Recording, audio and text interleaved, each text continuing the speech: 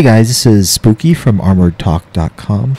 If you're not familiar with that particular website, we have become an Armored Warfare, I think now for probably about a month and a half. And while we are a website and blog first, we are going to branch out into some different channels, including this YouTube. You may also know me as Spooky from World of Tanks and some other games. I have streamed on Twitch before, so if you are interested in my Twitch account, just go to twitch.com/bspooky and you'll find some stuff there. One thing I should probably warn you about is you notice as I knock a tree over is that I am not a purple player from World of Tanks. I am just your average tanker, and I'm also one that unless I'm worried about an artillery spotting me from an overhead view or trying to sneak up on somebody, I'm not too concerned about the environment, so you will see me running over trees and bushes and things of that nature, so bear with me a little bit. I should probably also apologize now for the quality of the stream that you're watching. The video was taken from earlier gameplay when I was just going ahead and streaming it up to Twitch, so the quality is not as good as what I would want, but this was really one of the only gameplay footages that I had of this tank, so I decided to go ahead and use it. The game you are watching, I am actually driving a Tier 1 light tank, the PT-76. I sort of had a lucky deployment here on the map. This was the first time I've tried to come to this section. I normally have it going down on the east side. I was actually pretty lucky to have the spotters over along the 1-2 line, so I was able to shoot these tanks. I think one of them was probably C-Stam, a guy I platoon with quite often. If you're not familiar with the PT-76, you just haven't played the game yet or you went right through it, it is not a bad Tier 1 tank. You know, I wish it had a better top speed, I wish it was a little bit more mobile. The gun depression is not necessarily the greatest in it. But other than those faults, there's absolutely nothing wrong with it. The gun can penetrate any tank that you come across, you know, even higher tiers. The gun handling as far as being able to aim pretty fast, and the accuracy of it seems to be quite good. The PT-76 lives in the yellow Shishkin dealer. The tanks that are available in this tech tree are supposedly the ones that are harder hitting. The blue dealer are the more versatile tanks. I'm not going to spend a lot of time going over the characteristics of the tank simply because this is footage from the early access test 1, and as we know, tanks can be rebalanced as the tests go along. This particular one and a couple others I think I might do, I don't think are going to see that many changes. This one's top speed is really kind of painful, and I think I read somewhere that Red Fox mentioned that as well, so I wouldn't be surprised if in some future patch the top speed at least gets a buff. The patch notes for Early Access 2, however, did not do anything at all to this tank unless they were included in the generic miscellaneous changes they said at the end. Having said that, I do think that this tank will continue to be a good tank for newer players to the style of gameplay.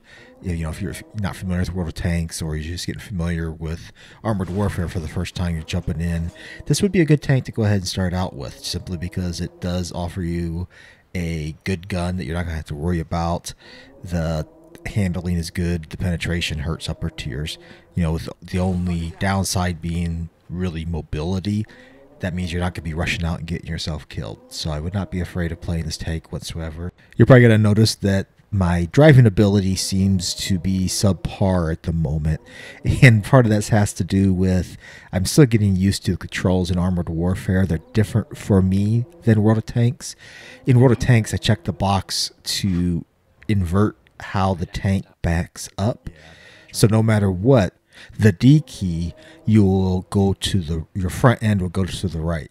So if you're going forward and you hit D, your front end goes to the right. If you're backing up and hit D, your front end goes to the right. This is different than how a real world bicycle or car or tank would work, of course. But Obsidian does make design decisions to make gameplay easier for people, and I think I'm not the only one that requested this, and it's going to make a lot of people happy when they get that preference setting added to the game to be able to control what direction your tank backs up. You'll notice that for the most of the game I was able to snipe, and now that the enemy is capping, I'm the only one back here that can go ahead and do anything about it. I did not move forward the rest of my team simply because of my speed. I would not have had enough speed to get up there with them. My whole idea a minute or so ago was to help slow them down trying to reset the cap that we were doing. But unfortunately, this guy decided to go ahead and come back to our cap. You'll notice I actually switched to HE. You know, the mechanic of World of Tanks is if you have somebody capping on your base and you need to reset it, you know, you switch to HE so that, you know, if you just go a couple of hit points of damage, it resets the counter. And I believe that mechanic is the same in Armored Warfare as well. This has actually turned out to be a pretty good game for our PT-76. And it's a tier 1 tank, but I've been able to do a lot of damage. You know, early on it was sniping. Later on it was interjecting myself as the enemy team went back to their home base to prevent us from capping. Then I was able to barely get back in time to reset our own cap.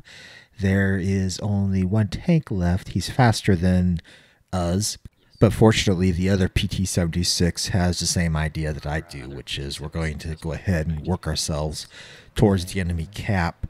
I really wish we were closer together so that we'd be able to cover each other, because he does have so much a speed advantage over us. But it's going to work out okay. One thing I forgot to mention is that this tank is at proven status, which means that it has had all the modules and upgraded engine and things of that nature unlocked on it.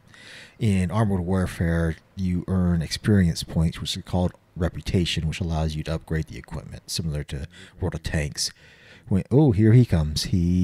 I'm spotted now, so you know this game's pretty much well in hand. Our friendly PT-76 can go ahead and go cap because we know where he is, or he can come back and help me fight him either way.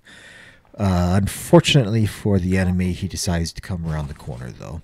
So this ended up being a pretty good game in the PT-76. Nothing to complain about. Hope you enjoyed watching. We will continue to bring you some more gameplay from early access in Armored Warfare. If you have any tanks that you'd like to see, comments or suggestions, feel free to let me know. You can check me out at twitch.com/bspooky. The website is armoredtalk.com for all your Armored Warfare news. Please feel free to like the video, subscribe to our YouTube channel. Thanks, guys.